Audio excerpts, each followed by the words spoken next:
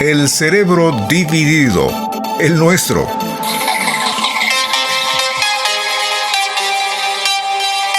Todos sabemos que nuestro cerebro está dividido en dos hemisferios, el izquierdo y el derecho. Pero lo que muchos no saben es que tal división genera conflictos de intereses, digámoslo así, entre un lado y el otro. Cada hemisferio pareciera tener una personalidad propia y un comportamiento diferente. Es como si en nuestro cerebro se alojaran dos mentes con distintas maneras de percibir el mundo. De esto tratará este capítulo. Primero les voy a recordar que si les parece este un buen material, un me gusta me lo hará saber. Suscribirse, compartir o seguirnos también será una forma efectiva de comunicarnos. Lo que sea que hagan, se los agradezco de todo corazón, si no será la próxima vez. Pero volvamos al cerebro dividido, el nuestro.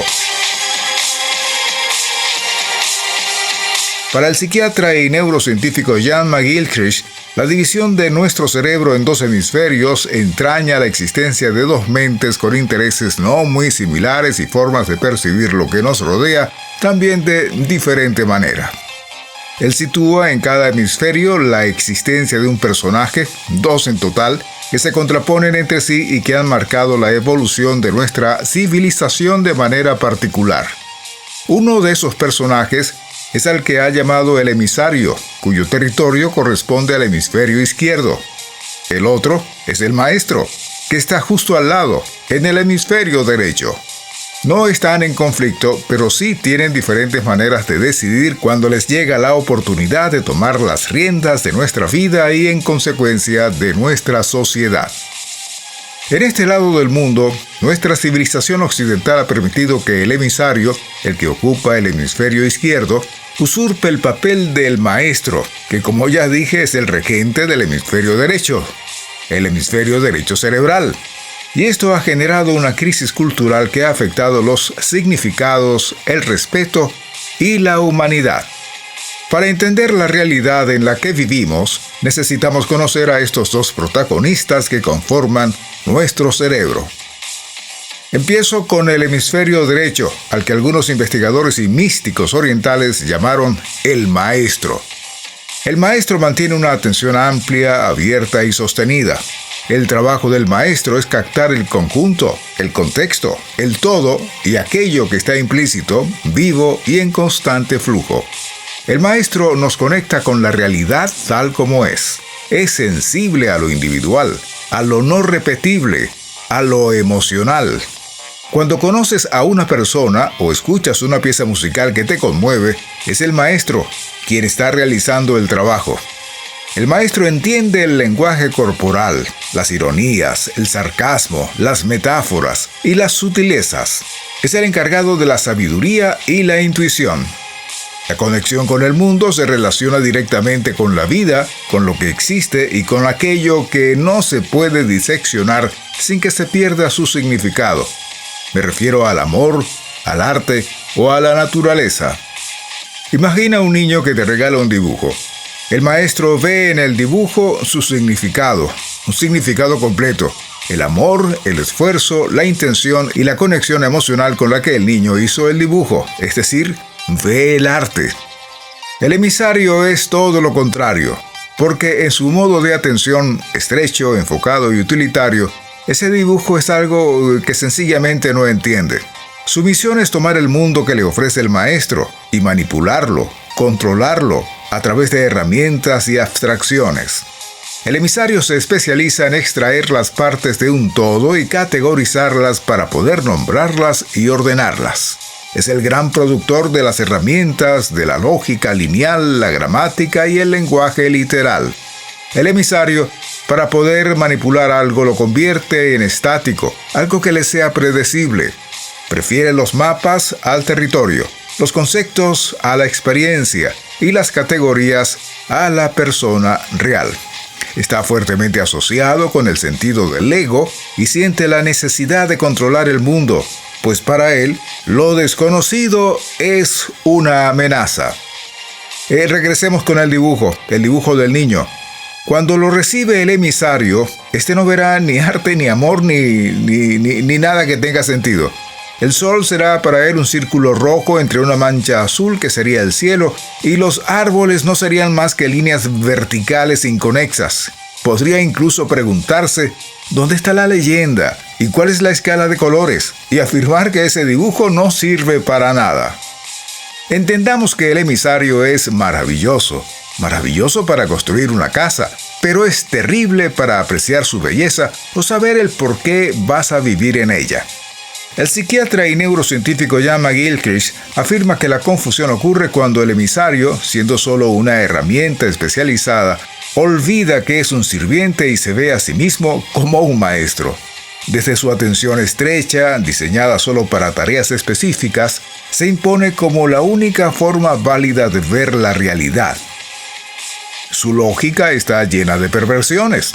Como el hemisferio izquierdo se especializa en el lenguaje y las abstracciones, es mucho mejor para él autoafirmarse y argumentar su propia superioridad.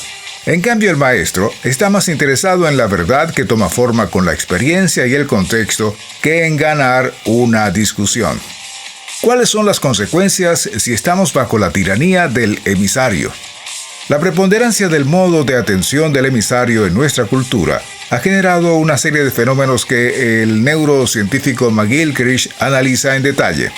El emisario ha materializado el mundo, pues reduce todo a cosas o mecanismos que pueden ser desmantelados y controlados, lo que se conoce como mecanicismo. La naturaleza deja de estar viva para convertirse solamente en un recurso. La obsesión por la eficiencia, la cuantificación y los sistemas cerrados ha llenado la vida de reglas y algoritmos diseñados para sacar el máximo provecho, anulando la intuición y la sabiduría contextual del maestro. Por ejemplo, McGilchrist critica cómo la educación o la medicina se han convertido en solo un formulario, dejando de lado el valor que la carrera ofrece al estudiante. La pérdida de significado ha dado paso al vacío existencial. Como el emisario solo puede ver partes, sin la habilidad de reensamblar el todo de manera viva, privilegia lo explícito e ignora lo implícito, la fuente de la metáfora, la emoción y el sentido. La vida entonces se siente vacía, sin propósito. Imagina que te encuentras a un amigo que tiene una cara de funeral. El maestro instantáneamente sabe que algo está mal y se conecta con su dolor. El emisario, por su parte, cuantificará la tristeza en una escala de dolor del 1 al 10 para poder ingresar el dato a su sistema y que una solución algorítmica le diga si debe ofrecerle un pañuelo o una hoja de reclamo. Este es el mundo que hemos creado al dejar que el emisario se encargue de todo. La herramienta se ha convertido en el amo. McGilchrist ha rastreado cómo este conflicto cerebral ha moldeado nuestra historia cultural, observando el desarrollo occidental que como un péndulo oscila entre dos modos de atención. En la Grecia antigua, el pensamiento temprano con Heráclito de ejemplo favorecía el flujo y la interconexión que son las tareas del maestro. Luego, el desarrollo de la lógica de Platón y Aristóteles marcó un giro hacia la abstracción y la fragmentación, abriéndole espacio al emisario. En el Renacimiento hubo un momento de equilibrio y síntesis, cuando el arte, la ciencia, la espiritualidad y la corporalidad coexistieron en armonía, manifestándose la fuerza del maestro.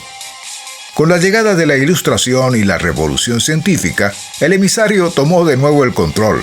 Lo tomó con firmeza. Fueron tiempos en que se glorificó la razón fría y analítica y se rechazó la intuición, la emoción y la espiritualidad, señalándolas de irracionales o de puras supersticiones. Todo comenzó a cambiar cuando llegó el romanticismo. Fue como una reacción desesperada del maestro. Poetas y artistas intentaron recordarle a la humanidad el valor de la naturaleza, el sentimiento y la conexión, pero perdieron la batalla contra la revolución industrial, el reino de la máquina y la fragmentación. En la modernidad, posmodernidad, el emisario ha tomado el control supremo. El mundo se volvió autorreferencial, irónico y cínico, perdiendo la capacidad de comprometerse con la realidad de una manera profunda y significativa. Hoy se siente una necesidad de reequilibrio. El mensaje final de McGilchrist no es que debamos deshacernos del hemisferio izquierdo. Eso sería un desastre. Necesitamos de su lógica y de las capacidades del emisario para crear herramientas, pero debe ser desde el papel de un siervo brillante, que es el papel que se le da muy bien y es el que le corresponde.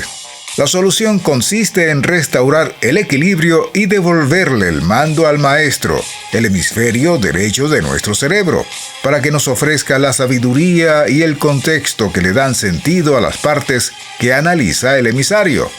La gran lección que nos plantea McGilchrist con el maestro y su emisario es que no podemos seguir viviendo en un mundo dividido en partes, un mundo de abstracciones muertas, de sistemas sin alma.